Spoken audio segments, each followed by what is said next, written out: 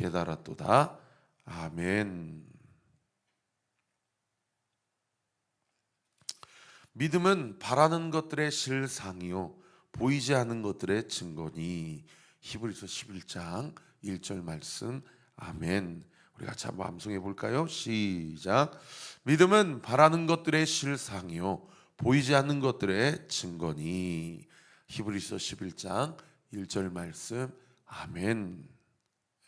우리가 온리키즈 암송 루틴, 아이들 암송 루틴과 맞추다 보니까 매달 암송 구절은 첫째 주와 넷째 주는 같은 암송 구절입니다.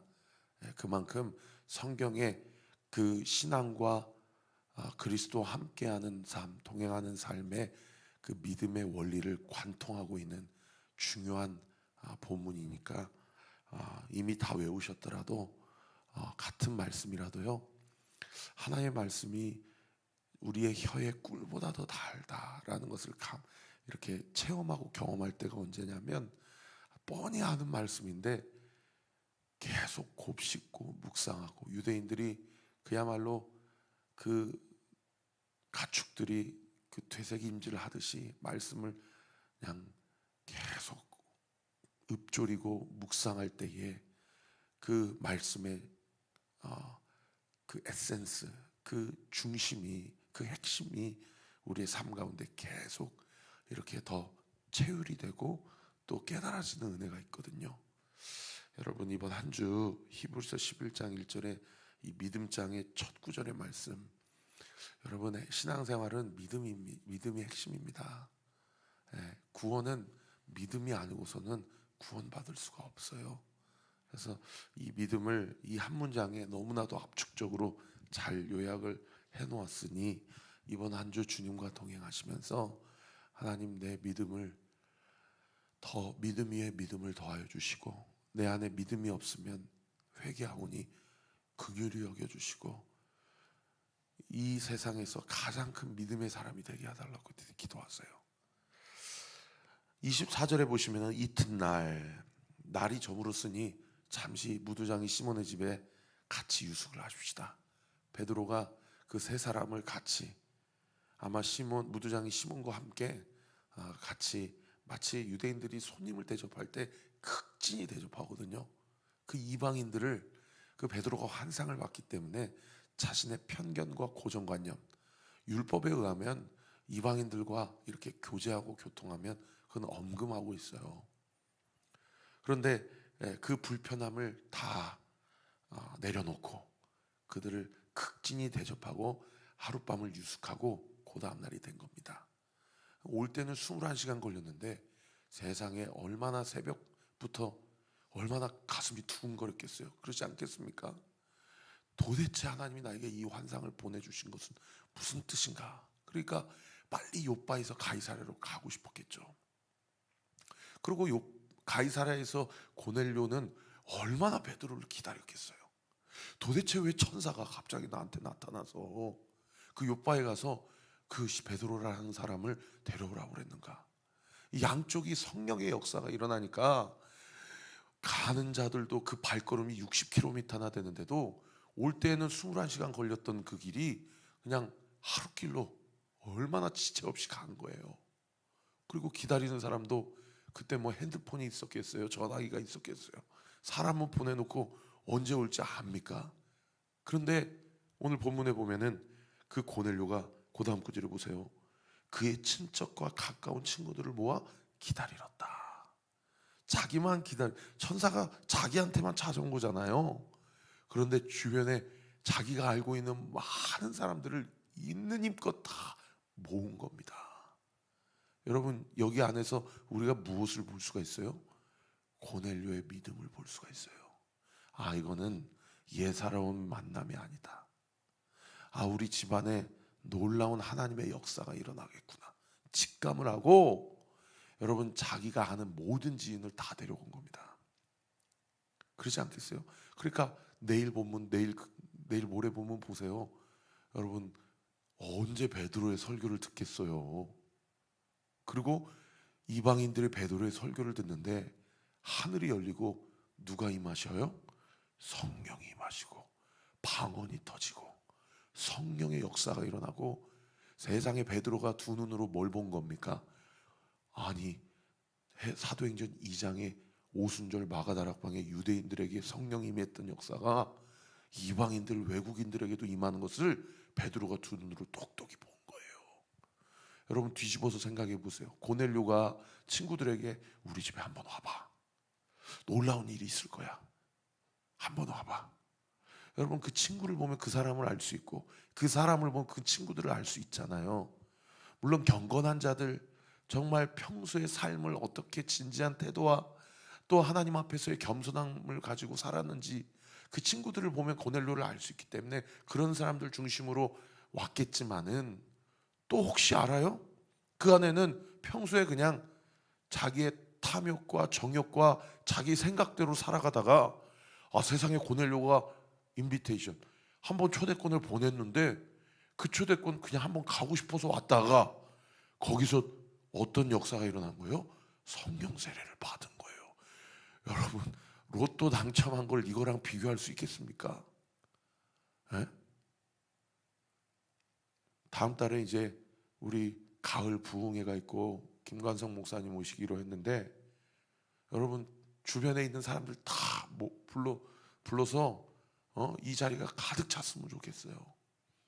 그리고 제가 이런 표현해서 참 그렇지만은 제가 설교 그렇게 못하는 편이 아니에요. 죄송합니다 주님. 좀 주변에 영적으로 침체가 있는 사람들 우리 와서 목사님 설교 좀 한번 듣고 성령의 역사를 좀 체험해봐. 그리고 그냥 목요일날 저녁에는 좀 시간을 좀 빼세요. 일주일에 그 시간은 오셔서 좀 은혜 받고 뜨겁게 기도하고 성령 세례 받고 방언으로 기도하고 방언이 터지고 이런 일들이 매주 목요일마다 일어나고 주일마다 일어나고 이런 역사 사도행전에 이렇게 기록되어 있는 역사가 여러분 우리 온리교회도 매주 또 이 새벽 예배 때마다 또 주일 예배 때마다 목요 찬양 집회 때마다 나타나는 놀라운 은혜의 역사 있게 될 줄 믿으시기를 예수님의 이름으로 축원합니다. 그렇게 모아서 기다리니까 아마도 새벽에 출발해서 60km를 그냥 하루길로 그냥 이 사람들이 갔을 거예요. 나중에 11장에 보면 이때 베드로가 요빠에서 함께 데려갔던 형제들이 6명이라고 기록되어 있어요. 그러니까 베드로까지 7명 그리고 고넬료가 3명을 보냈잖아요. 10명이 60km를 그냥 하루길로 올라간 거예요. 그리고 아마 저녁쯤 도착했겠죠. 25절에 마침 베드로가 도착했을 때에 세상에 고넬료가 어떻게 반응을 합니까? 맞아 발 앞에 엎드려 절했다. 천사가 데려오라고 한 사람이 온 거예요. 그러니까 고넬료의 마음에 심장이 터질 것 같은 그 영적인 기대감과 부푼 마음, 그런 마음으로 마치 베드로를 볼 때 누구를 만난 것처럼 본 거예요? 신을 만난 것처럼, 우리 표현으로 예수님 만난 것처럼. 그러니까 여기 엎드려 절하다라는 헬라어가 지난주 주성화 목사님이 말씀하신 프로스케네오라는 헬라어예요. 프로스케네오가 무슨 뜻이라고 그랬어요? 예배하다. 예배하다. 마치 신을 만난 것처럼 주님이 데려오라고 한 그 사람을 만난 거예요. 그러니까 자기도 모르게 엎드려서 경배한 거예요. 우리는 그냥 우리가 얼마나 예배 때 하나님 앞에 경외하는 마음으로 하나님을 경외하는 마음으로 하나님께 두려워하는 마음으로 예배를 드리고 있는지 우리 삶을 한번 돌아봐야 돼요. 제가 좀 라이트한 교회, 라이트하우스니까 좀 친구 같은 목사. 그렇게 저 목회에서 막 아이들 강단 위에 올라오면 제가 뭐라 안 하고 심지어 누가 찬양할 때 올라오면 막 제가 업고 찬양하고.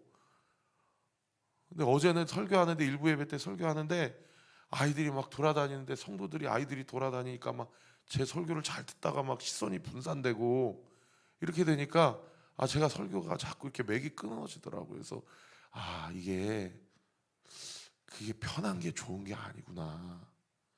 왜 우리 어렸을 때 우리 믿음의 선배들이 강단 위에 올라가지도 못하게 했고 이렇게 뭐 목사님 물 준비하고 손수건 준비할 때 저 어렸을 때 권사님들이 뒷걸음질 해가지고 이렇게 올라가가지고 거기만 살짝 그러고 다시 뒷걸음질하고 다시 내려가고 그런 걸 제가 봤거든요. 교회가 저렇게 권위주의적이면 안 되지, 이런 생각으로 저는 교회 개척하고 그렇게 안 했지만은 또 어제는 그런 생각도 들더라고요. 너무 권위가 없고 그냥 아이들 막 강단으로 올라오고, 이것도 참 가르쳐야 되겠다, 이런 생각이 들어요. 하나님을 만난 것처럼 예배, 자기도 모르게 그냥 신을 만난 것처럼 프로스케네오 한 거예요. 제가 무슨 말씀을 드리고 싶어서 이 얘기를 하냐면, 여러분, 예배할 때 우리의 마음과 태도를 점검해 봐야 돼요.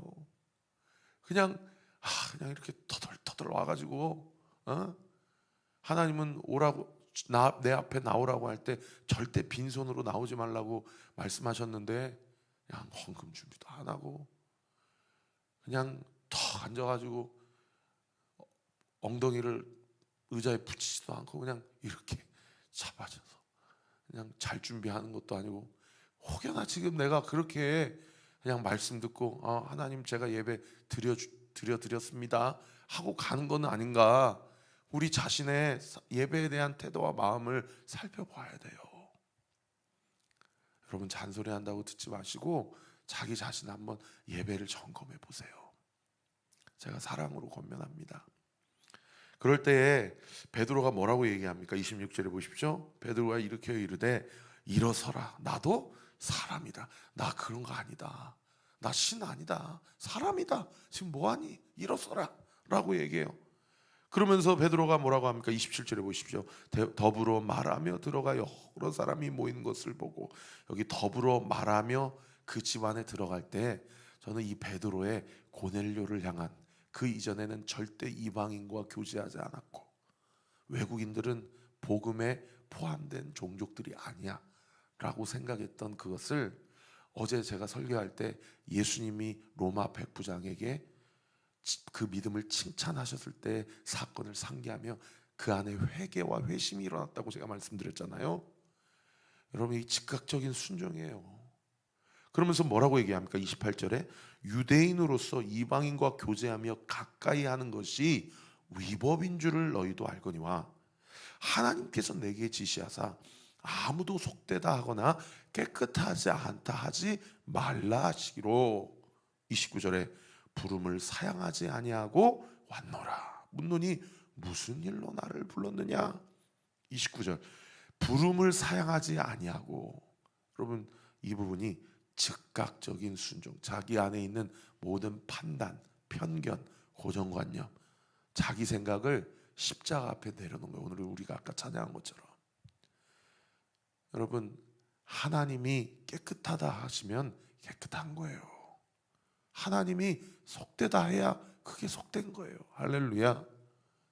저는 제 삶을 20대 30대 때 목회자로 준비하면서 전 너무 힘들었던 게 뭐냐면, 제 마음과 생각에 있는 많은 더러운 것들로 인해서 내가 무슨 찬양 사역자야, 내가 무슨 목회자야, 이러한 영적인 시름이 있었어요. 물론 로마서 7장과 8장에 오호라 나는 곤고한 자로다, 누가 이 사망의 늪에서 나를 건져내랴. 내가 마음으로는 하나님의 법을 섬기고 싶지만은 내가 육신으로는 죄의 법을 섬긴다. 그러므로 그리스도 예수 안에는 결코 정죄함이 없나니 이는 그리스도 예수 안에 있는 생명의 성령의 법이 죄와 사망의 법에서 나를 해방하였다. 물론 이 말씀을 통해서 제가 예수님을 만났지만은 제 안에 제 삶을 보면은 너무 탐욕으로 가득 찼고 정욕으로 가득 찼고, 그런 생각으로 내가 과연 구원받는 사람이 맞나? 내가 과연 사역자로 가는 게 맞나? 이게 제가 너무 힘들었어요, 20, 30대. 그런데 그때 주님이 감사하게도 뭐라고 저에게 말씀해 주시냐면, 네가 느끼는 감정이 진리냐, 내가 너에 대해서 규정하는 말씀이 진리냐 라고 물으셨어요. 그때 주님이 너는 내 아들이요, 너는 내 깨끗한 내 도구요, 너는 내 사랑하는 내 자녀다 라고 말씀해 주실 때, 내가 내 스스로를 규정하는 나의 현실이 그리고 심지어 그 현실과 사실, 팩트를 통해서 사탄 마귀가 나를 참수하고 공격한다고 하더라도 이거는 진리가 아니구나. 여러분, 사실과 진리는 다릅니다. 원수 마귀는 우리 가정 형편을 보고 내 상황을 보고 이게 팩트잖아, 이게 사실이잖아, 근데 그것을 마치 진리인 것 마냥 우리를 참수하고 공격해요. 그런데 사실은 진리와 다릅니다. 우리가 붙잡아야 될 것은 사실이 아니라 진리의 말씀인 줄 믿으시기를 예수님의 이름으로 축원합니다. 그러니까 주님이 나에 대해서 규정하는 진리의 말씀이 그게 참된 거예요. 주님이 깨끗하다 하시면 내가 나의 모든 것을 내어주고 내가 핏값을 주고 너를 살렸노라 하면, 그러면 우리는 부정하고, 그러면 우리는 주님 앞에서 속되다 하더라도 예수 보혈로 우리를 한번 확 뒤집어 싸매시고 우리를 보시기 때문에 우리가 거룩하고 의로운 것입니다. 할렐루야. 여러분, 사실을 붙잡지 않고 진리의 말씀을 붙잡고 살아가시는 우리 사랑하는 성도들 되시기를 우리 구주 예수 그리스도 이름으로 축원합니다. 30절에 무슨 일로 나를 불렀느냐라고 베드로가 얘기를 하니 고넬료가 자기에게 있었던 사건들을 쭉 얘기해요. 내가 사흘 전에 이맘때까지 내 집에서 제 9시에 기도를 하는데, 오후 3시에 기도를 하는데 갑자기 한 사람이 빛난 옷을 입고 내 앞에 서서 말하되 고넬료야. 여기 고넬료의 동그라미 치세요. 이 고넬료의 이 단어가 고넬료라는 이름이 등장하는 마지막 단어입니다. 자기가 자기 간증을 하는데 마지막으로만 이렇게 자기 자신을 드러내요. 그런데 자기를 드러내는 것이 아니라 결국에 자기 가운데 일하시는 예수의 역사와 행하신 일을 드러내는 거예요. 여러분, 꼭 기도하세요. 주님이 다가오실수록 내 이름은 다 지워지게 하시고, 지난 목요일날 주신 말씀처럼 내 이름은 다 쇠하게 하시고 내 삶을 통해 예수님만 흥하는 삶 되기를 원합니다. 오늘도 나를 통해 예수님 흥하시고 영광을 받으시고 나의 삶이 착하고 충성되다, 신실하다, faithfulness, 너처럼 신실하다, 그렇게 하나님 앞에 칭찬받는 삶 되기를 원하오니 내 인격과 입술과 감정과 마음과 생각과 행위를 주님께서 철저히 주관하시고 인도하여 주시옵소서. 하나님이 내 기도를 들으시고 내 구제를 기억하셨으니 사람을 욥바로 보내어 베드로라는 시몬을 청하라. 그가 바닷가 무도장이 시몬의 집에 유숙하느니라 하시기로 내가 곧 당신에게 사람을 보내었는데 오셨으니 잘하였나이다. 여러분, 영적으로 교제가 트이니까 즉각적인 순종 가운데 서로의 격려와 칭찬이 일어나는 거예요. 이게 영적 코이노니아의 교제예요. 저는 우리 등대 모임이 이런 교제가 되었으면 좋겠어요. 다른 거 얘기하지 말고, 내가 지난 한 주 이것 때문에 너무 힘들었는데 그래도 새벽 말씀 붙잡고 이렇게 결단하고 순종했는데 아직 그 순종의 열매는 오지 않은 것 같으나 그 순종을 하나님이 기쁘게 받으셨다고 믿습니다. 내가 지난 한 주 이것 때문에 너무 스트레스를 받았는데 우리 등대원들이 나를 위해 기도해 주는 게 기도 시간에 느껴지더이다. 그래서 여러분들에게 감사합니다. 이런 교제야 나도. 그래서 잘했어 김집사, 잘했어 아무개 청년. 이런 고백들이 좀 우리 교회 안에 풍성하게 일어나는 영적으로 살아있는 공동체 되는 우리 등대 모임 되시기를 예수님의 이름으로 축원합니다. 그 다음 구절 보세요. 이제 우리는 주께서 당신에게 명하신 모든 것을 듣고자 하여 다 하나님 앞에 있나이다. 여러분, 다 하나님 앞에 있나이다. 베드로가 이 이야기를 들었을 때 마음이 어땠겠어요? 그 이전에 자기 동족들에게 설교할 때 3,000명, 5,000명이 돌아오고, 또 동족들에게 계속 설교하니 자기 동족 기득권 세력들에게 겁박을 받고 협박을 받고 채찍으로 맞고 돌로 맞고 그랬던 베드로인데, 세상에 주님이 가라 해서 왔더니 몇 명이 모였는지도 모르겠지만 고넬료 집안에 완전 영적으로 수지 맞은 사람들이 다 앉아 있는데 그들이 이제 우리에게 하실 말씀이 있으면 해주세요. 우리가 다 하나님 앞에 있나이다. 여러분, 영적으로 은혜 받기로 완전히 스탠바이 끝난 거 아닙니까? 예? 설교자가 설교하기 얼마나 신이 나겠어요. 그리고 뭐 설교자가 베드로가 자기 얘기하겠어요? 여러분, 내일 본문 보세요. 자기가 변화산에서 무슨 역사를 봤다더니, 자기가 3번 부인했다더니, 그런데 주님이 다 조반을 준비하고 자기에게 그렇게 회복해 주셨다는 그런 얘기가 없어요. 뭘 얘기해요? 예수 그리스도만 얘기해요. 할렐루야. 예수 그리스도의 십자가의 죽음을 얘기하고 그분의 부활의 능력을 얘기해요. 여러분, 복음은 다른 게 아니에요. 주님이 나를 위해 죽으셨다라는 거예요. 할렐루야. 그리고 주님이 나를 위해 사셨다라는 거예요. 할렐루야. 그거 얘기하는 거예요. 그랬더니 하늘이 문이 열리고 성령이 임한 거예요. 저는 우리 온리교회가 모이면 우리가 다 스탠바이 끝났습니다.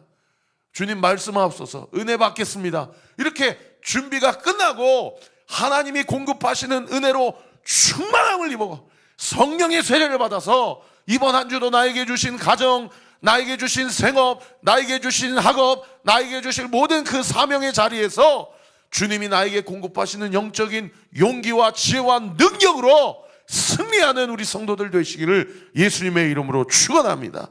그랬더니 베드로가 34절에 뭐라고 얘기합니까? 내가 참으로 하나님은 사람을 외모로 보지 않으시고, 여기서 외모는 무엇을 얘기합니까? 혈통과 출신을 이야기하죠. 이방인들. 예? 신명기 10장 17절 옆에 적어보세요. 사무엘상 16장 7절. 거기 보면 써 있어요. 구약 성경에 이미 하나님은 사람을 외모로 보지 않으신다. 중심을 보신다. 각 나라 중 하나님을 경외하며 의를 행하는 사람은 다 받으시는 줄 깨달았도다. 베드로도 이때야 깨닫는 영적 원리와 진리가 있는 겁니다. 여러분, 우리는 주님 오시는 날까지 날마다 깨달아야 돼요. 할렐루야. 호세아 선지자가 이야기한 것처럼 내가 힘써 여호와를 알기를 원한다. 힘써 주님을 알기를 원한다. 우리는 몰라요. 그냥 이 본문 보니까 아니 뭐 외국인들이 복음 듣고 성령 받는 게 지난 2000년 교회사를 통해서 로마가 완전히 뒤집어지고 유럽이 뒤집어지고 북미가 조나단 에드워드를 통해서 대부흥 운동이 일어나고 우리나라에서 1907년에 부흥이 일어나고 나에게까지 복음이 주어졌는데 뭐 외국인들에게 복음 전하는 게 뭐라고, 뭐 그거 큰 거 깨달았다고 우리는 이렇게 생각할 수 있잖아요. 아니에요. 여러분, 지금 이 말씀을 듣고 있는 우리 자신에게도 여러 가지 프레임이 있어요. 우리는 주님 오시는 그날까지 주님을 더 알고 더 알고 더 알고 더 깨닫고 더 깨닫고 깨달아가며, 여러분, 우리는 더 마음이 겸손해져야 돼요. 저는 지난 목요일날 그 흑인들이 그렇게 완전히 엎드려져서 하나님을 예배하는 것을 보고 정말 너무 많은 회개가 일어나고 너무 많은 하나님께 감사가 일어나더라고요. 여러분, 하나님 앞에 절대 거들먹거리면 안 됩니다. 절대 하나님 앞에 높아진 마음이 있다면 철저히 낮추고, 하나님 오늘도 나를 불쌍히 여겨 주옵소서.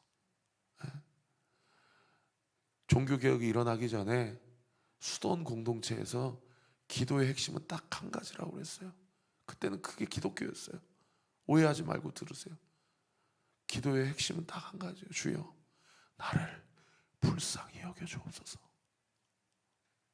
여러분, 날마다 그렇게 주님을 깨달아가는 은혜가 있게 되기를 우리 구주 예수 그리스도 이름으로 축원합니다.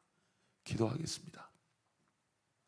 아버지 하나님, 오늘도 이렇게 땀을 흘려서 주의 말씀을 전했습니다.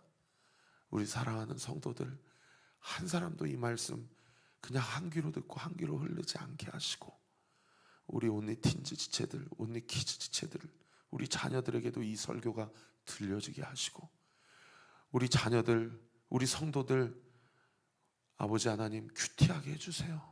날마다 주님 말씀 묵상하고 붙잡고 회개할 거 있으면 회개하게 하시고, 낙심한 상황 가운데 힘과 용기와 지혜와 능력을 공급받아야 될 부분이 있다면 주님, 이 아침에 기도할 때 주님의 지혜와 능력이 공급되고 부어지게 하여 주옵소서.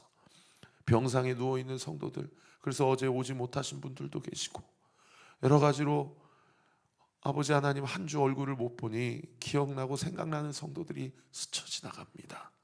각 등대별로 우리 사랑하는 성도들 주 안에 온전히 하나가 되어 주님이 오늘에라도 다시 오실 수 있다라는 생각을 가지고 그날이 도적같이 임할 것이다 말씀하셨는데, 날마다 주님을 더 알아가되 깊이 알아가고 하나님의 능력을 경험하는 우리 사랑하는 온리교회 모든 성도들 되게 하여 주시옵소서.